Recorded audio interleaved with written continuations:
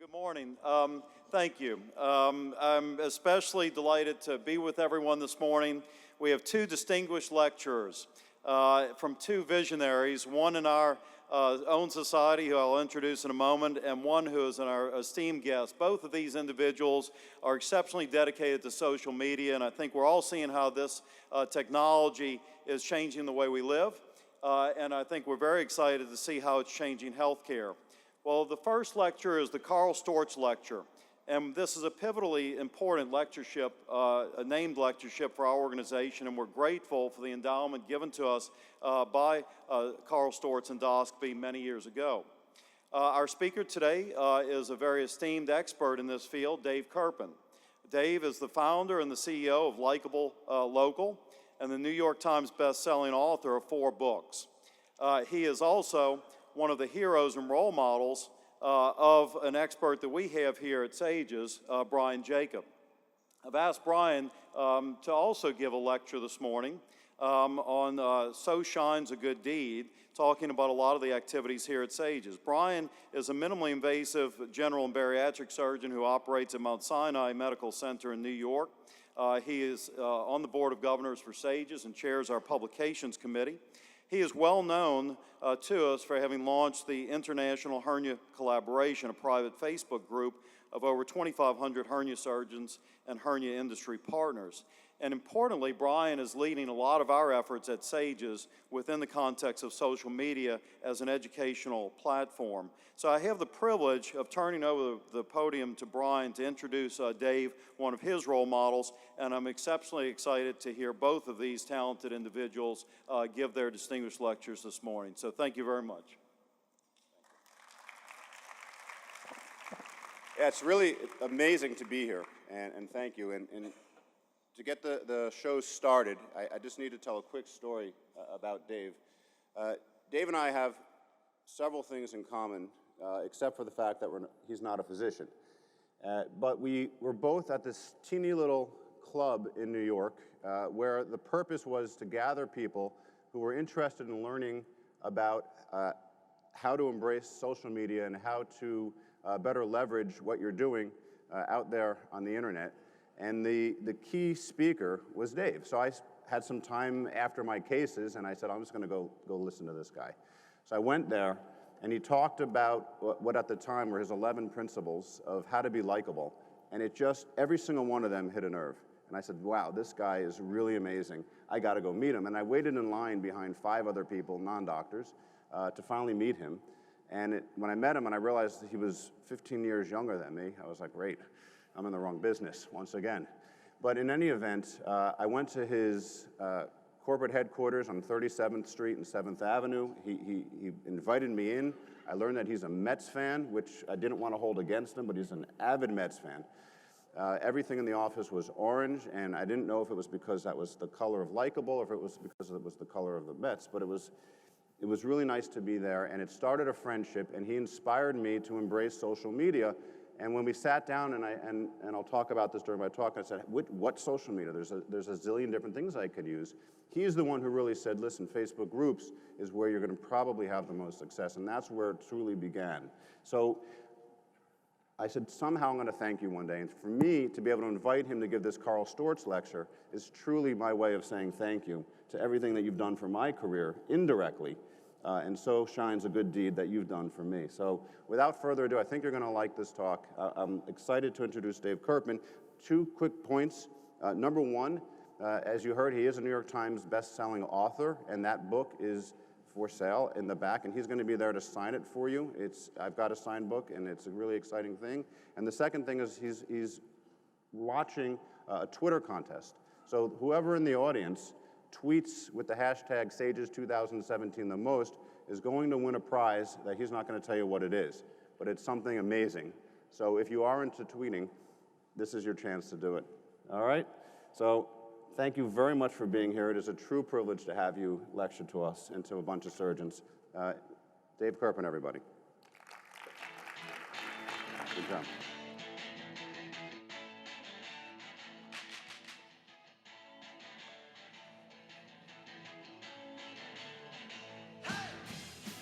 There we go. Good morning. Imagine a world in which you can grow your practice, grow your personal brand, see more patients, get more people to pay attention to your research, and perhaps most important, get more of what you want from your husband or wife.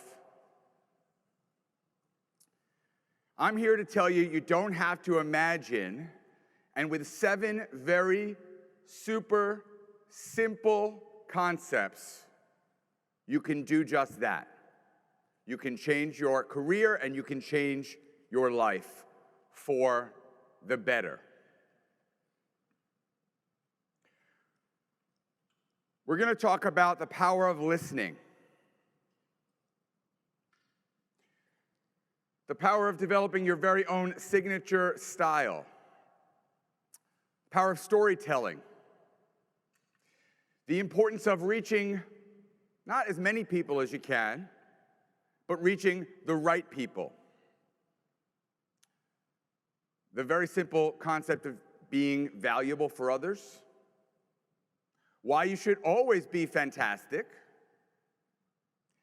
and the power of gratitude. Let's start off with what I believe is the single most important skill in social media, in business, and in life, which is listening. Hemingway said, when people talk, listen completely. Most people never listen. And I think it's true. We all know what listening is.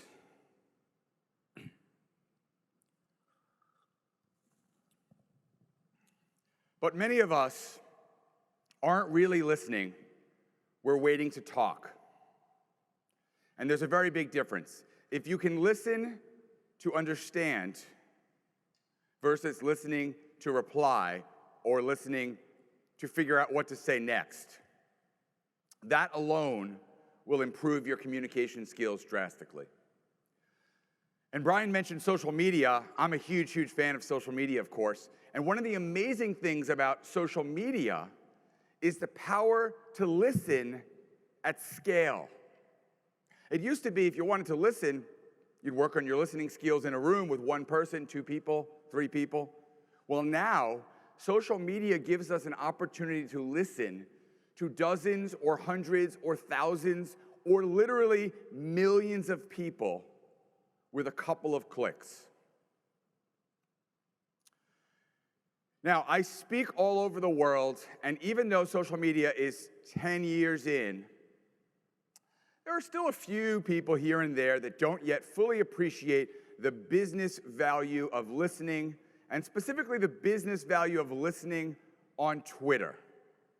And I know this is a super sophisticated crowd, you guys, you surgeons. So I know all of you guys are out on your phones tweeting. I see a couple of you already tweeting with the hashtag SAGES2017. And Brian mentioned some prizes, so maybe I should show you here. We've got all my books. And this, you can't even buy this, ladies and gentlemen, this giant foam finger. Ever since Miley Cyrus at the American Music Awards a few years ago, this thing has just skyrocketed in value. But I've also got a bottle of the finest champagne that the Hilton has. So if my books aren't enough, if you don't like to read, tweet for the champagne. Anyway, there are likely just a few people here in this audience that know at least 1 person that doesn't yet fully appreciate the business value of Twitter. Let's have a show of hands. How many of you, maybe you yourself know and love Twitter, but how many of you know at least 1 person out there that doesn't yet fully appreciate the business value of Twitter? Yeah, like I said, the whole room. So this is a story I tell senior executives all over the world that don't yet fully appreciate the business value of listening and the business value of Twitter. It was 7 years ago. I had just taken a flight from New York to Las Vegas, where I was going to speak. And after a 6-hour flight, I just wanted to get some rest, get a little sleep before hitting the blackjack tables. I was staying at the trendiest hotel in Vegas at the time, the Aria. And I was waiting online to check in at the Aria for 10 minutes, 20 minutes, 30 minutes. Eventually, I was waiting over 45 minutes to check in at the Aria.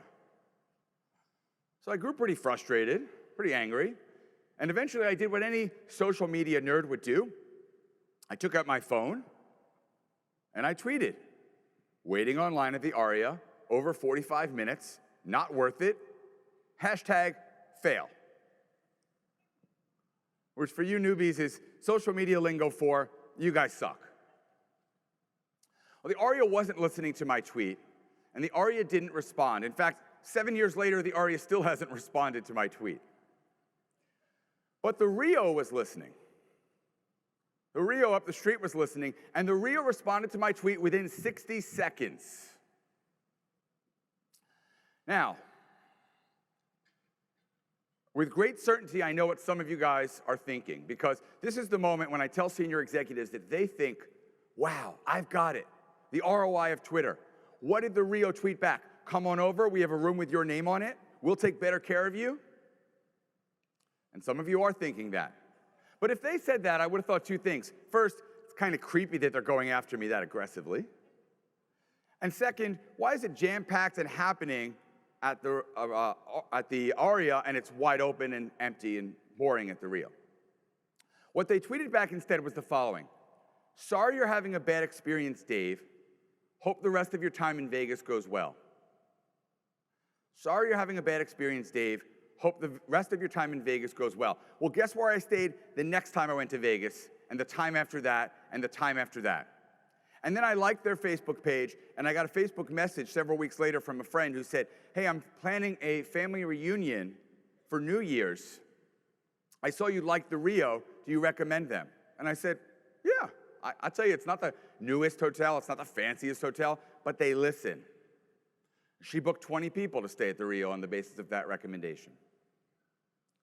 One tweet, one Facebook like, and there's not a person in this room that can argue that that was a sales or marketing message from the Rio, because it wasn't. Literally, all they did was listen and demonstrate empathy.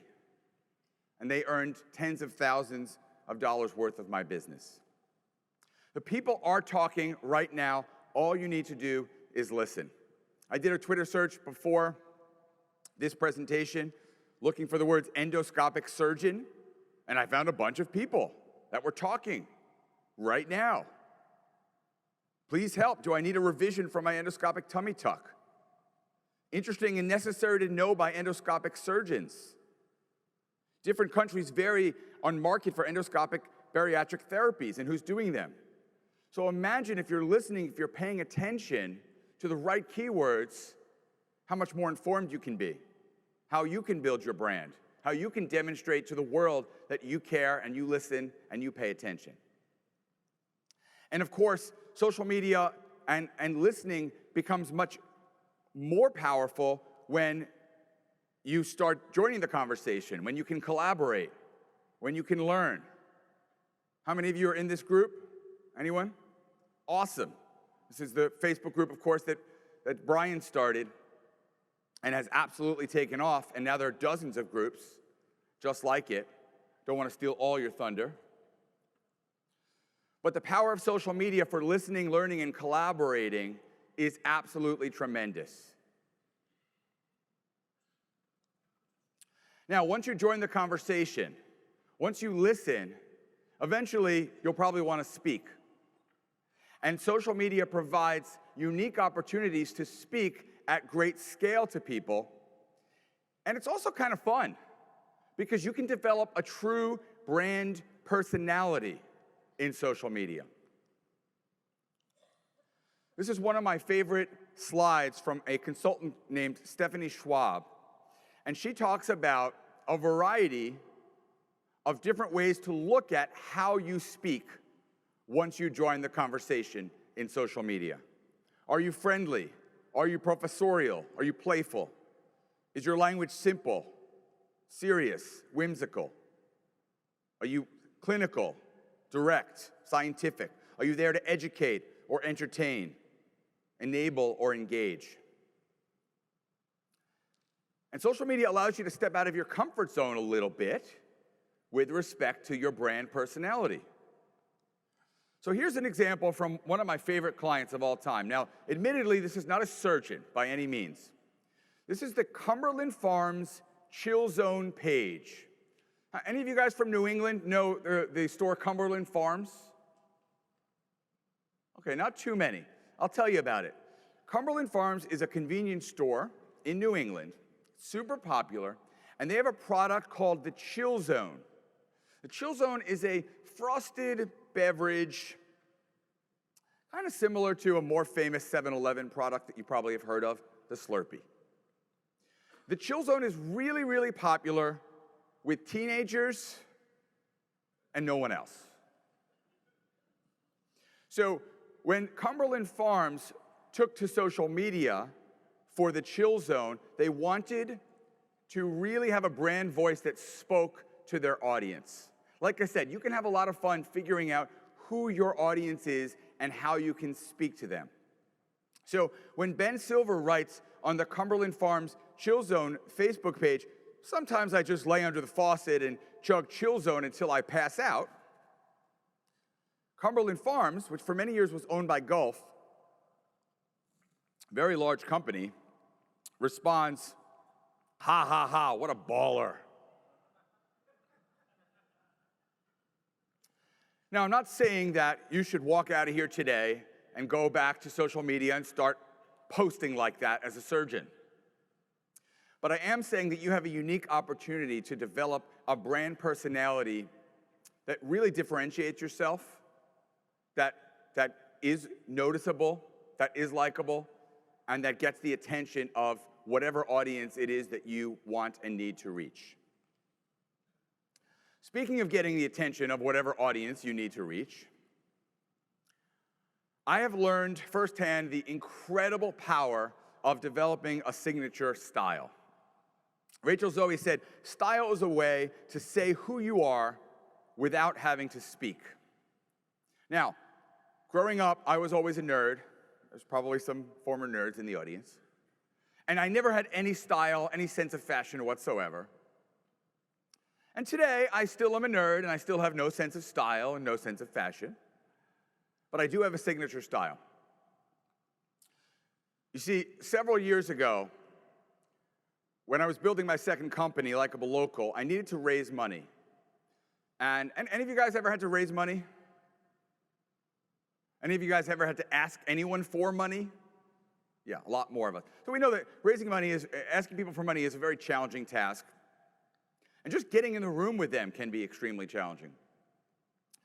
I was introduced through a mutual connection to this guy here, Dave McClure. He's a pretty famous Silicon Valley investor, has a VC called 500 Startups. And I was introduced via email, like I said, by a mutual friend, which normally you'd think is a really great way to meet someone, a warm intro via email.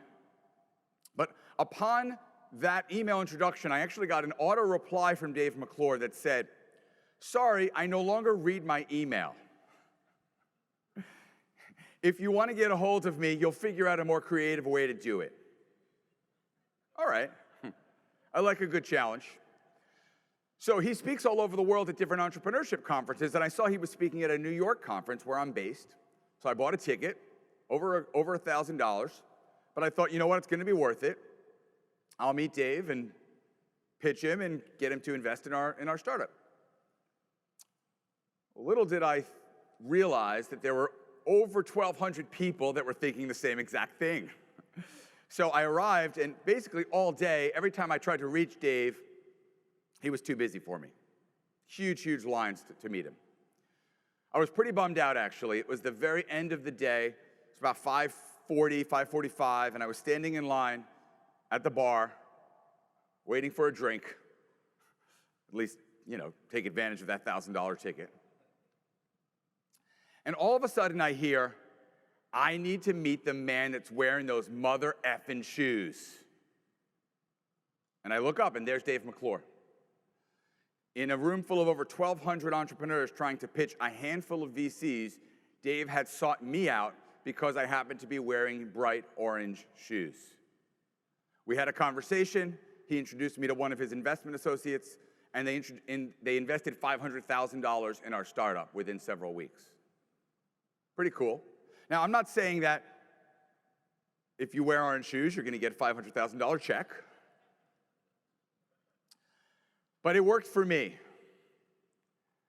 And of course, now I wear orange shoes every day. I have over 40 pairs of orange shoes. Eventually, my wife got sick of the sneakers, so we actually found there are some really nice brands that make really nice orange shoes. And my question for you is, what's your orange shoes? Maybe it's a bow tie. Maybe it's a pocket square. Maybe it's a certain purse or certain color earrings. The pretty cool thing for my personal style is pretty much everywhere I go, all over the world, literally people walk up to me on the street and start a conversation with me about the orange shoes. It actually makes it easier for others that are introverted to start conversations with me, to network with me. And it's opened up a tremendous number of doors.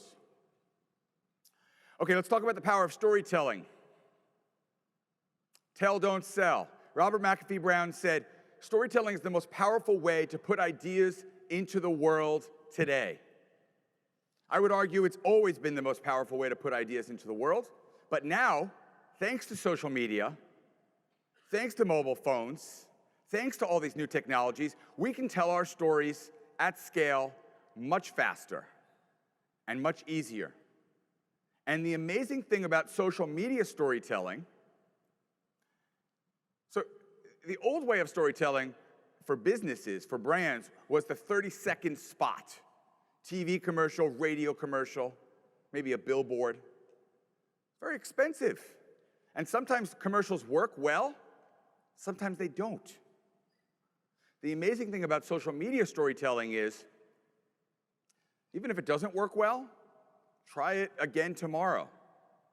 Come up with something else until you get it right. Here's my story in 30 seconds or less that I tell via social media all the time. My wife and I, we didn't have enough money to afford a traditional wedding, but we both had a marketing background, and I wanted the wedding of my dreams. I wanted a huge wedding. I wanted to be able to invite pretty much everyone I knew. So we had this idea to partner with a minor league baseball team and get married at the end of a baseball game. And we pitched the Brooklyn Cyclones, a minor league affiliate of the Mets, and they bought it. And so we were able to get married at the end of a baseball game, sell sponsorships to the event, raise over $100,000 in sponsorships from 1-800-Flowers, who sponsored our flowers, Smirnoff, who sponsored our alcohol, David's Bridal, who sponsored our bridesmaids' gowns, and so on and so forth. Raised over $20,000 for charity. And I got married at the end of a baseball game, which, as a baseball fan, was a freaking dream come true. But it gets a lot better than that, because the event was featured on CBS, New York Times, CNBC, ABC World News Tonight, and thousands of blogs back when social media was just getting started. And so after the wedding, our vendors said, "This was amazing. What are you guys going to do next?" And well, we couldn't get married again, so we started a company instead. 10 years later, 2 companies later, 3 kids later, I've been very, very fortunate.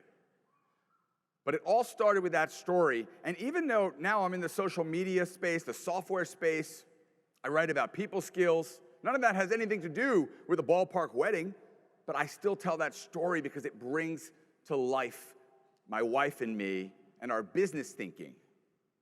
Well, what's your story? What's your why?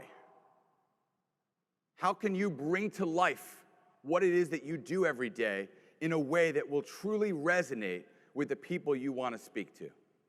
And how can you tell that story online now?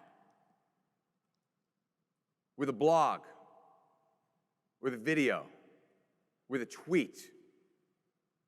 Now, the only thing that's better than telling your story in social media is getting others to tell your story for you.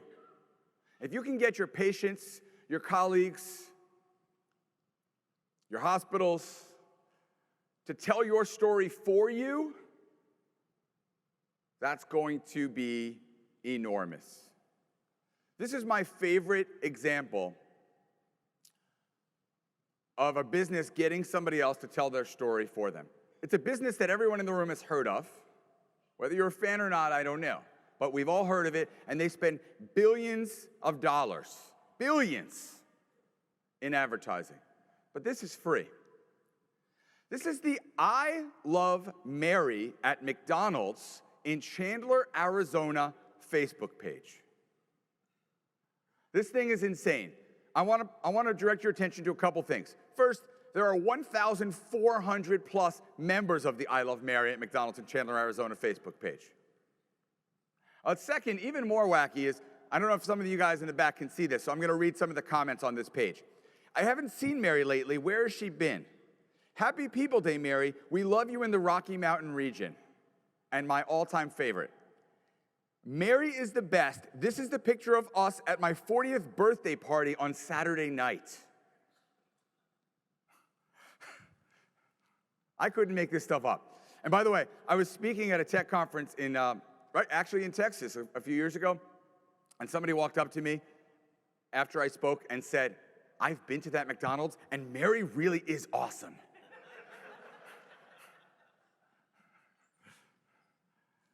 Pretty insane. So my question for you is twofold. Who or what's your Mary? What is your procedure worth talking about? Your staff person worth talking about? The element of your business, the element of your practice worth talking about? The element of how you think about your research? What is truly worth talking about? And then, even more important, who's your Delyn Lucas Bach? That's the customer that started this Facebook page. Who are your patients, colleagues, friends, supporters that are going to go out of their way to tell your story for you? Here's an example of a guy that does a pretty good job storytelling. You'll hear from him in a little bit. Next, let's talk about reaching the right people. Bill Gates, pretty successful guy, he said, my success, part of it certainly, is that I focused in on a few things. So many of us we think actually too big. It's a really big world. If we focus on reaching the right people, we actually might be a lot better off. How many of you have seen the movie The Social Network? Great movie. This is Jesse Eisenberg playing Zuck. There's a line in the movie, you know what's cooler than $1 million? $1 billion. My line is kind of opposite. You know what's cooler than reaching 1 billion people in social media? Reaching the right 1,000, or the right 100, or the right 10 to really move the needle for you.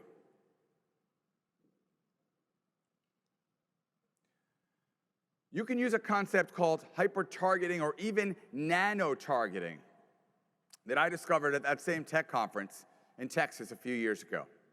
Facebook has data on literally almost 2 billion people, and you can target anyone you want based on any of that data.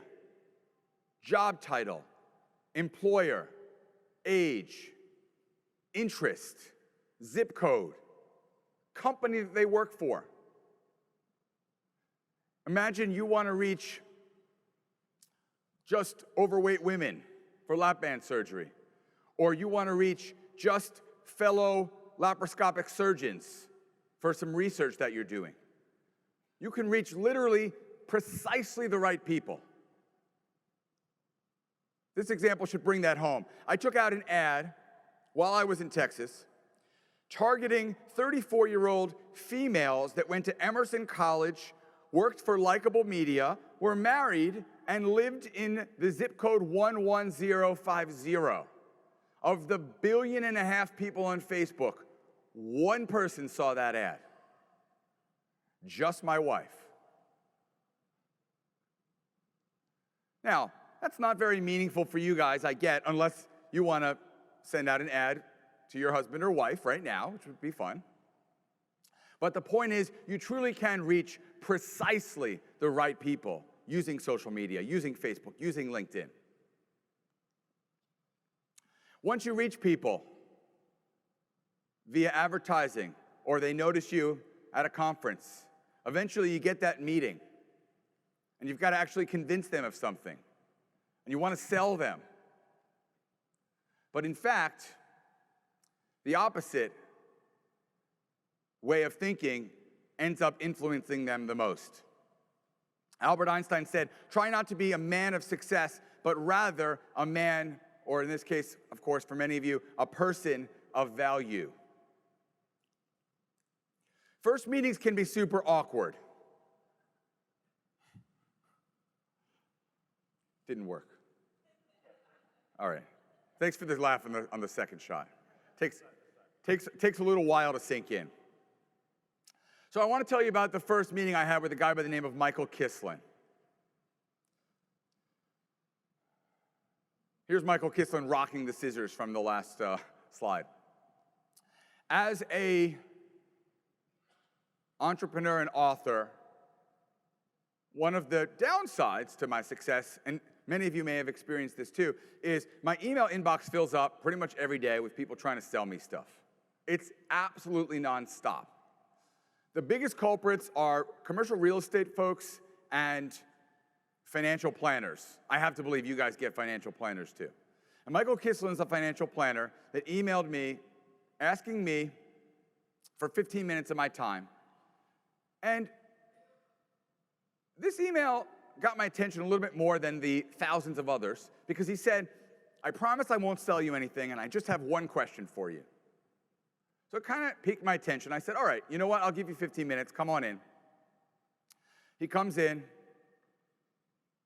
I say, all right, go ahead. What's your question? And he says, well, it would help to know a little bit about what you're doing first. Just give me 30 seconds. Tell me a little bit about what you're up to. And I said, well, I'm starting, I have this one company, and I'm starting a second company, and now I'm looking for some venture capitalists. And he said, cool. My one question is, how can I help you? And he made it a little bit easier. He took it the next step, because how can I help you can actually be a very overwhelming question. He said, for example, I know some VCs, and I'd be happy to make an introduction. Or if there's another way you can think of that I can help you, I'm game.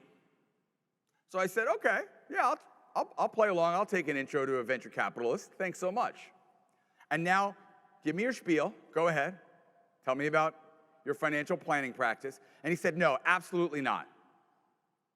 I told you I wouldn't sell you, and I'm not going to sell you. So I said, okay.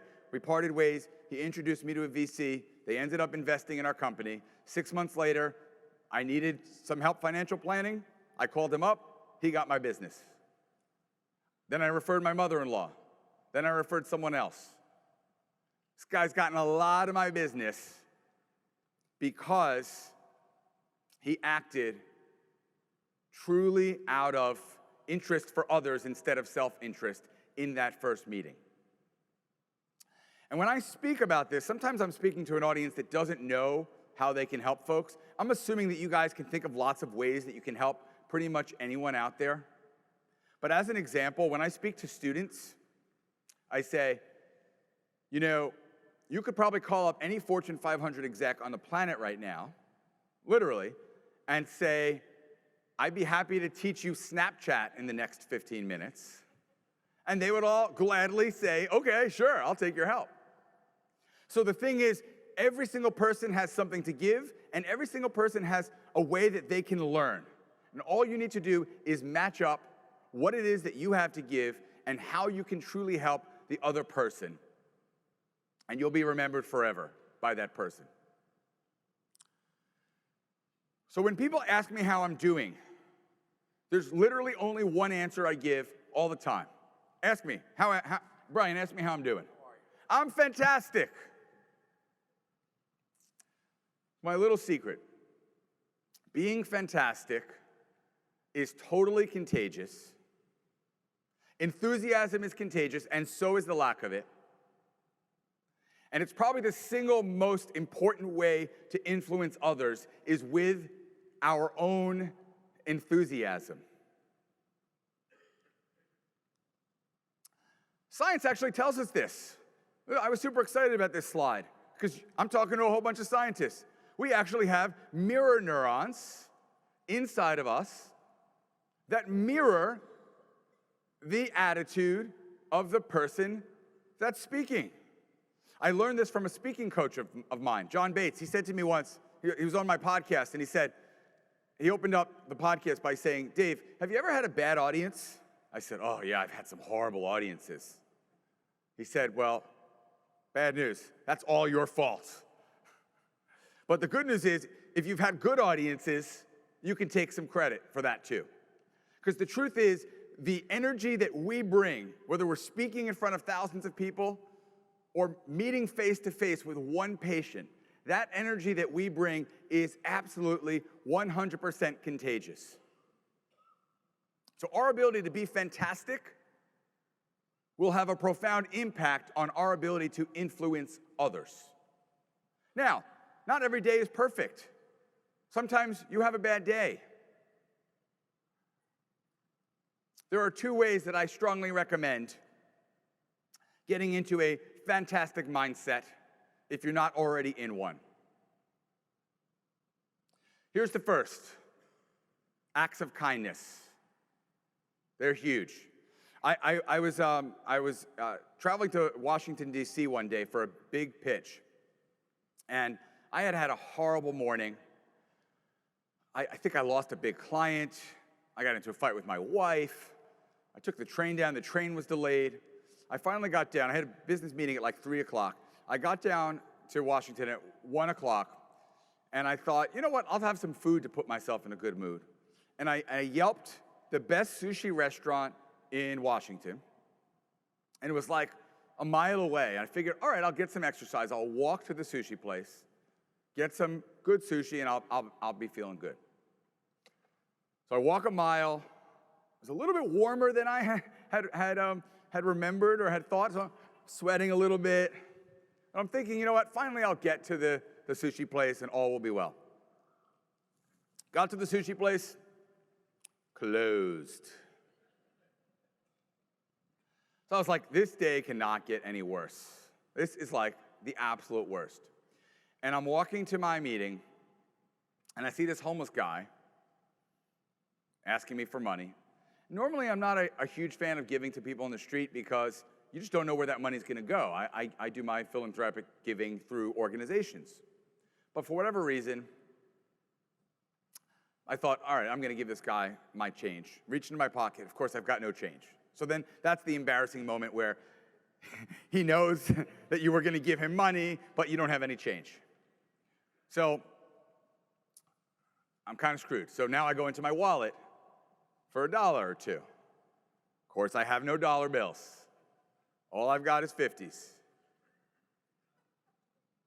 But at this point, I don't want to be the world's biggest schmuck, so I give him a $50 bill. You would have thought that the guy just won the lottery and won $1 million. I mean, he just absolutely freaked out. He was so overcome with joy. He said, God bless you. This is the best day of my life. And the crazy thing was, for $50, it actually changed my mindset more than any drug that I could have purchased. More than anything. It was like the best $50 I'd ever spent. In the grand scheme of things, it was nothing. So now when I'm feeling down and I need to be in a good place, which is a lot of the time, I take 5 minutes, 3 minutes. I go downstairs. I hold the door for some people. I call up my mother-in-law. Love you, Mom, if you're watching the live stream. I give a homeless person a few bucks. And the other way to get fantastic is my final point today. It's the incredible, awesome power of gratitude. It's a total game changer. G.K. Chesterton said, I would maintain that thanks are the highest form of thought and that gratitude is happiness doubled by wonder. In the research that I did for my second book, Likeable Business, I talked to hundreds of CEOs and leaders. And the number one thing that I found that they had in common was their propensity for gratitude. Various gratitude practices, writing gratitude lists in the morning, thinking of 10 things that we're grateful for before we go to sleep at night. At my dinner table, we go around the room every day, and each person in my family says one person that they're grateful for that day. It's an amazing alternative to, what'd you do today? Nothing.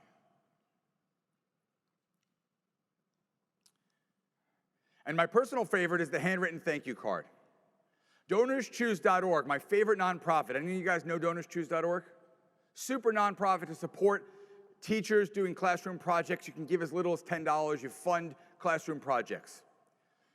They did a study where they compared the effectiveness of handwritten thank you cards versus email thank yous. Because you see, today, in today's day and age, it's super easy to send an email thank you, a text thank you, a social media thank you. And they found that those who got handwritten thank you cards were 38% more likely to donate a second time. And when they did, they donated more on average. So I began operationalizing this practice. It's not easy, but I began the habit by writing one thank you card a week. Then I extended it to 3 a week, and now I do 3 handwritten thank you cards every single morning. Huge game changer for me for 2 reasons. First, when people get my handwritten thank you cards, they're like, holy shit, a social media guy took that kind of time? But the second unintended result of those thank you cards, of that practice, is that every single morning as I'm writing my handwritten thank you cards, I transform my mood no matter what mood I was in.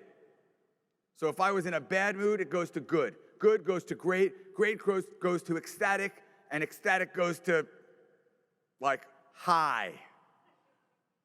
I really, truly believe that thank you cards, gratitude, is the greatest drug on the planet because there's literally no side effects. It's cheap.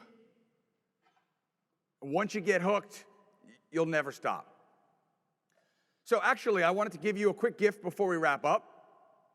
None of us have the time to sit around doing thank you cards, so I'm going to help us all start to operationalize this practice. And if one person in the room picks it up, that'll be enough for me.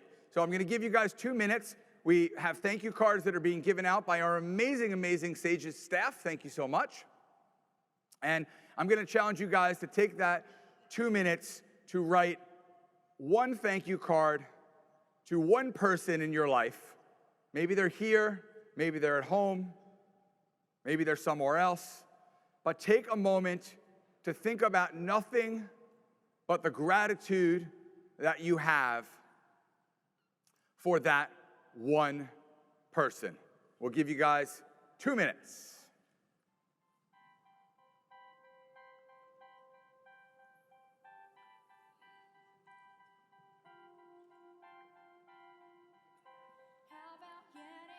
While you're waiting for your thank you cards, you might want to tweet. Don't forget that champagne is ready to go, and I'm going to start searching right now for people that are randomly tweeting using the hashtag Sages2017.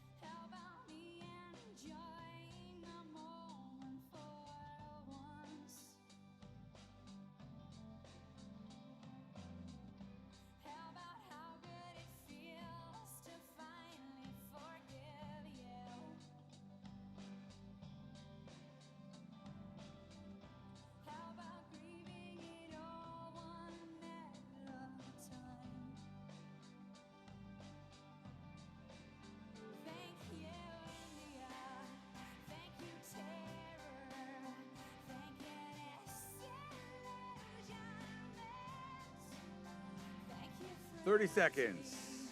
Thank you, consequence. Thank you, silence.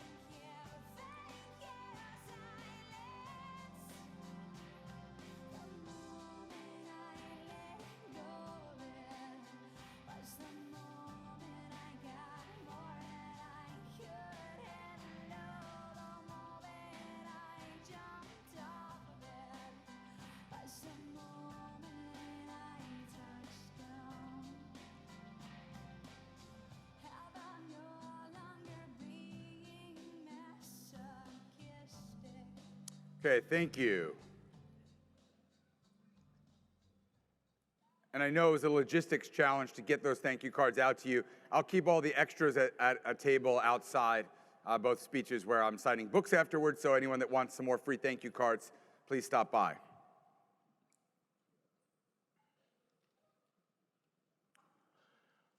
All right, it's time for that quick recap, and I am all about action steps and takeaways. We all go to these conferences, and it's like a blur at the end of a few days, right? So how can we take just one thing, or maybe two things, home with us today to change the way we do business and to change our lives just a little bit for the better? I talked about the power of listening. My mentor, Vern Harnish, taught me you can actually measure your listening versus talking ratio using a stopwatch, using your phone. Just find out how good a listener you really are, and then work to improve that. Or, of course, try listening in social media if you're not quite there yet. What are your orange shoes? What's your signature style that's going to make the world remember you and help you stand out without even having to say a word? Who or what is your Mary from McDonald's in Chandler, Arizona? And who's your Delane Lucas Bach? Who's the person or people that are going to go out of their way to help you tell your story? How can you reach the right people using hyper-targeting? More important to reach the right 10 than the right million. How can you put those 5 magic words, how can I help you, to use and really add value for the people in your life?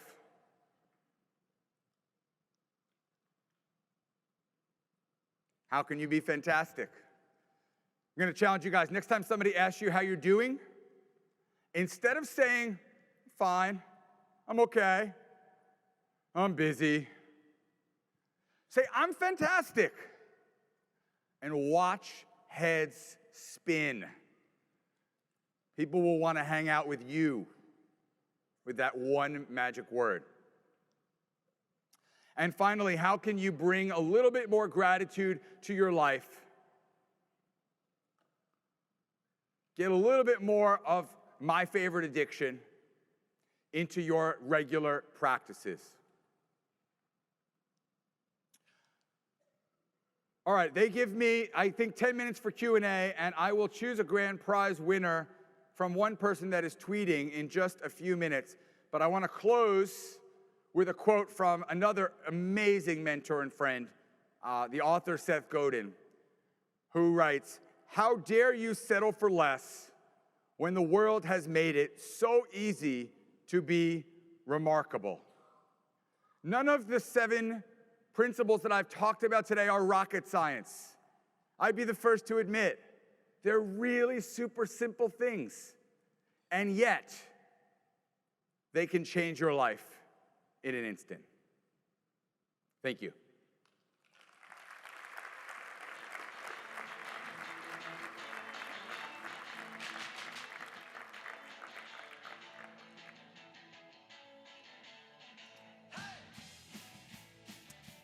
Now, they told me questions, but we could skip the questions and just go right to the plaque. That's just fantastic. Unfortunately, we're a few minutes behind schedule, so I would like to move to our next speaker. In But I that would case- encourage some book signing and some Q&A and orange shoes, and everybody's fantastic. Okay, Daniel, Doctor, I insist, I hope you don't mind, if we're skipping questions, I still got to give away the grand prize. No, please do. So here's what I'm going to do. Last chance to tweet. I'm going to pick the second person from the top of my Twitter screen randomly to win all my books, the thumb, and the bottle of the finest champagne that the Hilton had. By the way, they were out of Dom. True story. And by the way, you're eligible to win no matter what you said. If you wrote, Dave Kerpen just totally wasted 45 minutes of my life, you're still eligible. And the grand prize winner is Daniel Jones. Where's Daniel Jones? Yay. Give it up for Daniel Jones.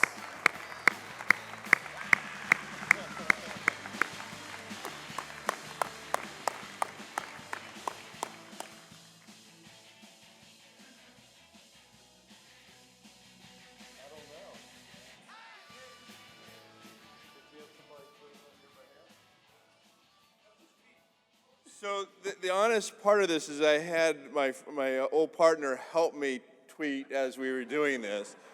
So I'm going to have to share Yeah. the champagne with him. Party's in your room tonight. But the message was, Fuse will save lives. Congrats, Dan. Congrats. Yeah. A huge thank you to Dave Kerpen. Certainly is getting us thinking out of the box, and we're thrilled to have you here today with us. Thank you. Thank you so much. And a small token of our appreciation. Here we go.